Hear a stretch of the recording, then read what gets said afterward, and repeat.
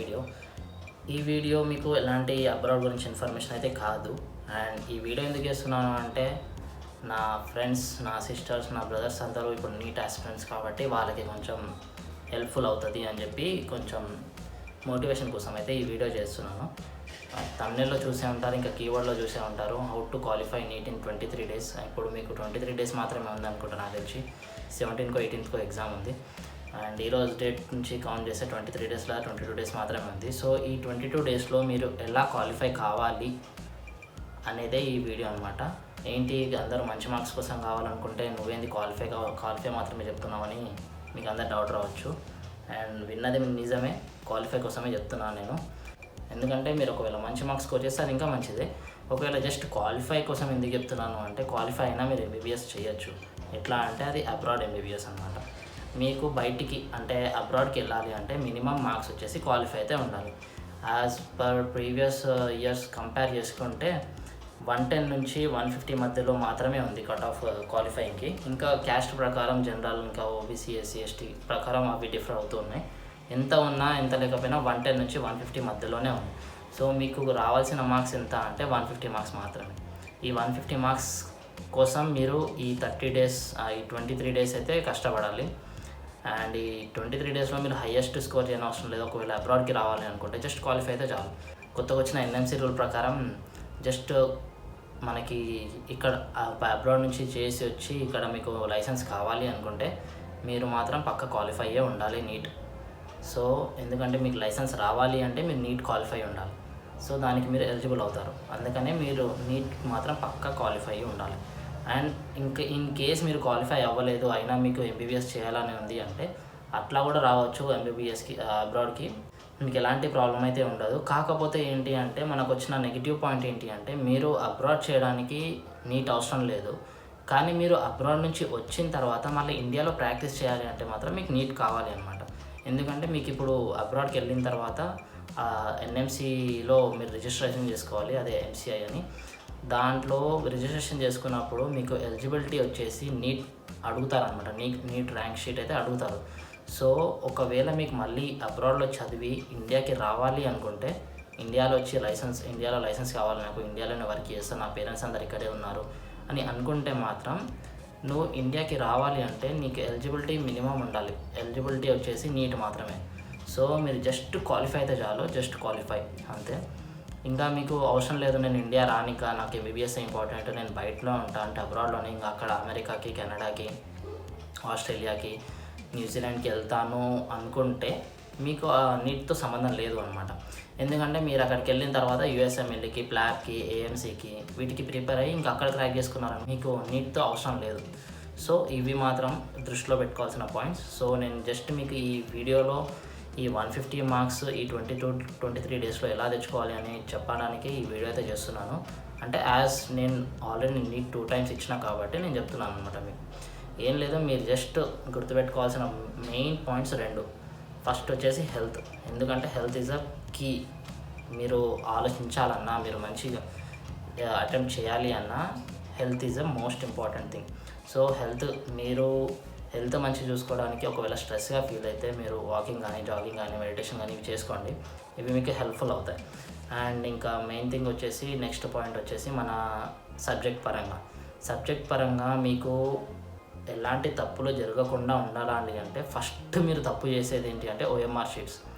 ఇంకా చైతన్య నారాయణ ఒకవేళ వాళ్ళు అయి ఉంటే మాత్రం వాళ్ళు సంవత్సరం రాస్తూనే ఉన్నారు కాబట్టి సంవత్సరం మొత్తం ఇంకా మంత్లీ, వీక్లీ ఉంటాయి కాబట్టి వాళ్ళకి ఎలాంటి ప్రాబ్లం ఉండదు. ఇన్ కేస్ ఆ కాలేజ్లో కాకపోయినా ఎలాంటి నార్మల్ చిన్న కాలేజ్లో చదివి ఉంటే ఒకవేళ అక్కడ టెస్ట్లు ఇలా నీట్ కానీ, ఎంసెట్ కానీ, గ్రాండ్ టెస్ట్లు అవన్నీ కండక్ట్ చేయకపోయి ఉంటే వాళ్ళకి కొంచెం ఓఎంఆర్లో ప్రాబ్లం వస్తుంది. ఎందుకంటే ఆ ఓఎంఆర్ సర్కిల్స్ ఉంటాయి చిన్నగా, అందులో నుంచి ఒక్క గీత బయటికి వెళ్ళినా కానీ మీకు ఆ మార్క్ అనేది కౌంట్లో ఉండదు. సో మీరు చేయాల్సిన మెయిన్ పాయింట్ ఫస్ట్ ఓఎంఆర్ని ప్రాక్టీస్ చేయడం. గూగుల్లో దొరుకుతుంది ఓఎంఆర్ షీట్స్, లేదా బయట కూడా దొరుకుతాయి. అవి ప్రింట్అవుట్ తీసేసుకొని మీరు ప్రాక్టీస్ చేసుకోండి. అండ్ ఇంకోటి, ప్రీవియస్ క్వశ్చన్స్ పేపర్స్ ఏవైతే ఉంటాయో అవి తెచ్చుకోండి. ఎందుకంటే వాటిలో నుంచి మీకు అర్థమైపోతుంటుంది అనమాట, అవగాహన వస్తూ ఉంటుంది. సో ఆ క్వశ్చన్స్ పేపర్స్ నుంచి మీరు సాల్వ్ చేసుకోండి. ఎందుకంటే 2 years నుంచి చదువుతూనే ఉన్నారు, first year second year. So ఆ క్వశ్చన్ పేపర్ నుండి మీరు మీకు ఏవైతే వచ్చో అవి మాత్రం సాల్వ్ చేసుకోండి. ఆ సాల్వ్ చేసిన ఏవైతే ఆన్సర్స్ ఉన్నాయో అవి డైరెక్ట్ ఓఎంఆర్లో మార్క్ చేయడానికి ట్రై చేయండి. అప్పుడు ఓఎంఆర్ ప్రాక్టీస్ అవుతుంది, మీకు ఎలాంటి టైం వేస్ట్ ఉండదు, మీరు ఓఎంఆర్ పైన ఒక పట్టు సాధిస్తారు. సో ఇది మీరు తర్వాత ఎగ్జామ్కి వెళ్ళిన తర్వాత ఒక 5-10 మినిట్స్లో ఓఎంఆర్ మొత్తం బబుల్ చేయడానికి ఛాన్స్ ఉంటుంది. అక్కడ మీ టైం సేవ్ అనేది మీకు జరుగుతుంది. సో ఈ విషయం కోసం నేను ఇది చెప్తున్నాను. అండ్ ఇంకోటి వచ్చేసి, మీరు బాటనీ జువాలజీ అయితే మార్క్స్ గెయినింగ్ పాయింట్స్ ఇవి, మార్క్స్ గెయినింగ్ సబ్జెక్ట్స్ ఇవి. సో 150 మినిమం రావాలన్నా మీరు బాటనీ జువాలజీ పర్ఫెక్ట్ చేసినా కానీ 150 పైనే వస్తాయి ఈజీగా.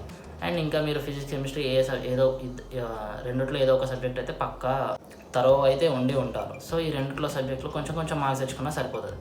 ఒకవేళ మీకు ఇవి లేకపోయింది అంటే అవన్నీ సేవ్ చేయడానికి ఛాన్స్ ఉంటుంది అనమాట అట్లా. సో ఇప్పుడు మీరు చేయాల్సింది ఏంటి అంటే బాటనీ జువాలజీ ఎన్సీఆర్టీ బుక్స్ ఎట్లా ఉన్నాయి అట్లా చదివేసేయండి ఈ 23 డేస్లో.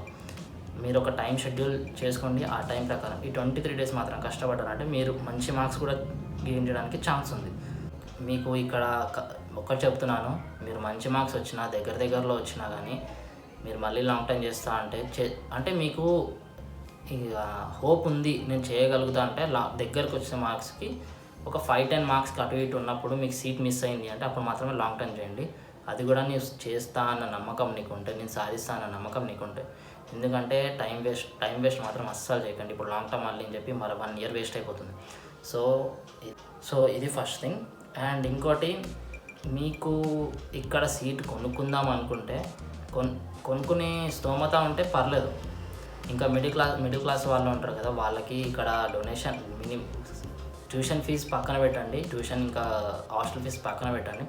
జస్ట్ కాలేజ్లోకి వెళ్ళాలి అంటే డొనేషన్ కట్టాలి.